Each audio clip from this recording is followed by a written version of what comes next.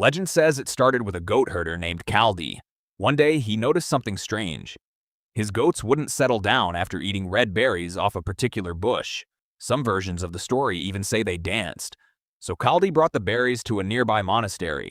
The monks wanted nothing to do with them. They tossed the whole batch into a fire. But the smell of the beans roasting stopped everyone in the room. It's a wonderful story. It's also almost certainly not true. Nobody wrote any of it down until centuries after it supposedly happened. But underneath that legend sits a real drink, with a much stranger history than the legend gives it credit for. Kings have tried to execute people over it. Entire empires have banned it outright, and the plant behind it wasn't even built with humans in mind.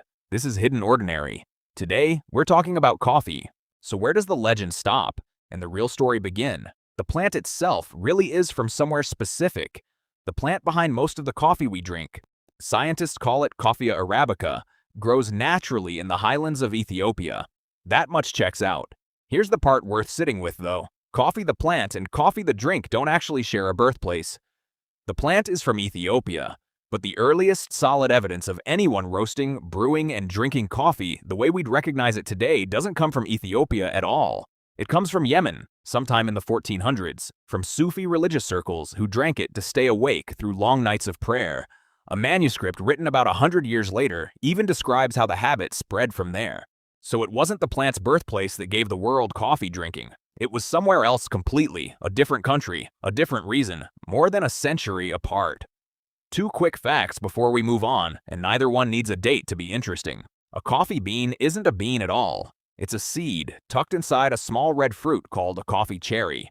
And the coffee plant itself wasn't bred by any farmer.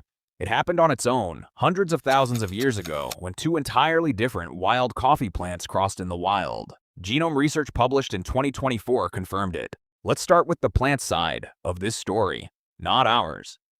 Coffee plants didn't make caffeine for us. They built it as a weapon. Caffeine is a natural pesticide, strong enough to injure or kill insects that try to eat the plant's leaves and seeds. Everything caffeine does inside a human brain is really just a side effect of a chemical that evolved to poison bugs. So how does a bug poison end up making you feel alert? It's not that caffeine gives your brain energy. It's that it blocks a completely different signal, the one telling you that you're tired. Here's how that works. Through the day, your brain slowly builds up a molecule called adenosine, and adenosine is what makes you feel drowsy. Caffeine happens to be shaped almost exactly like adenosine, so it slides into the same spots in your brain without switching them on. The get sleepy message still goes out. It just never gets answered. Some of coffee's bitterness comes from caffeine itself. The rest comes from other natural compounds in the bean, plus new bitter flavors created during roasting. 3 more quick facts, and all 3 surprise almost everyone who hears them. Dark roast coffee usually has less caffeine per bean than light roast, the opposite of what most people assume. A regular mug of drip coffee typically packs more total caffeine than a single shot of espresso, simply because the serving is bigger. And decaf coffee isn't actually caffeine-free. It's reduced, not eliminated. Now, about the roasting itself, because it's doing more work than most people give it credit for. Green unroasted coffee beans are sour, grassy, and don't taste like coffee at all. Heat is what changes that. Roasting sets off something called the Maillard reaction, the exact same browning reaction that gives bread its crust, along with a second process called caramelization. Together, they create hundreds of new flavors and smells that simply didn't exist in the raw bean. That flavor didn't come from the bean. Heat put it there. Coffee has been legal in most places for so long that it's easy to forget how many rulers once tried to stop it completely. Start in Mecca, in the year 1511. A local official named Khair Beg convinced a council of religious scholars to ban coffee across the entire city.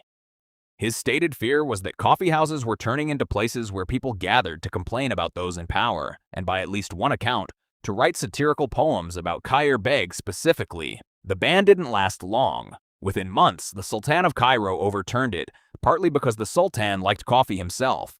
Khair Beg's own story didn't end well either. Sources disagree on exactly how, but not long after, he was accused of stealing government funds and either executed or removed from power. That same fear, coffeehouses as a breeding ground for dissent, didn't stay in Mecca. More than a century later, in 1633, Ottoman ruler Murad IV banned coffee, tobacco, and alcohol together. The punishment was death, but his real target wasn't the drink itself. The coffee houses he wanted shut down were where the men who had killed his brother and uncle used to gather. Several accounts describe him walking the streets of Istanbul himself, in disguise, hunting for rule breakers. Some say he carried a sword so heavy that no two sources can agree on the exact weight, only that it was enormous. A popular version of his punishment says offenders were beaten the first time, then sewn into a bag and thrown into a river the second. That punishment is real. It just belongs to the rulers who came after Murad, not to Murad himself. Under Murad, there was no second offense. The punishment was immediate execution. Other stories about him fit the same violent pattern.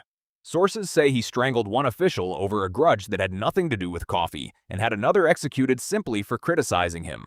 And in a detail that undercuts his entire crackdown, Murad drank both alcohol and coffee himself, despite banning both.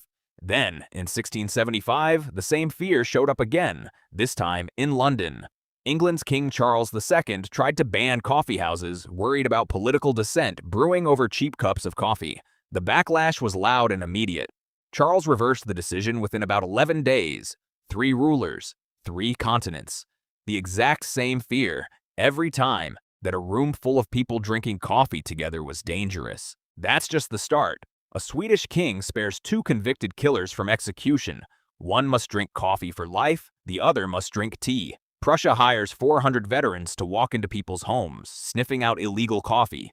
A 2026 study even suggests caffeine isn't the reason coffee is good for you. Subscribe to catch it all. Do you like coffee? Tell me below.